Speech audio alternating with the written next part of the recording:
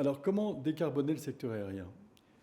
Ce qui est établi, c'est que la prolongation de la tendance actuelle ne serait pas acceptable puisque le transport aérien émet beaucoup de CO2 à raison du kérosène. Donc notre principal enjeu, c'est de passer du kérosène à des carburants alternatifs ou à des modes de propulsion alternatifs, comme par exemple la propulsion électrique ou la propulsion avec de l'hydrogène, avec évidemment tout le débat qui est de savoir si cet hydrogène est lui-même un hydrogène vert, c'est-à-dire produit à partir d'énergies renouvelables. Donc le monde du transport aérien, qui jusqu'en 2019 pensait que la dernière goutte de kérosène serait pour lui, a définitivement pris ce tournant.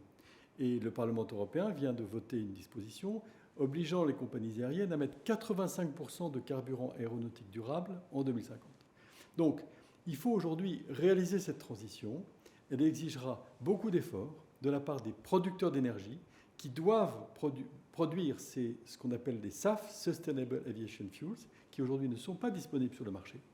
Des compagnies aériennes qui devront acheter ces carburants qui coûtent plus cher et qui devront donc provisoirement, avant que cette production soit industrialisée et que les coûts redeviennent équivalents à ceux du kérosène, qui devront faire payer probablement un peu plus les passagers aériens. En tout état de cause, les années qui viennent vont devoir, dans les pays développés, voir le transport aérien, voir sa croissance modérée.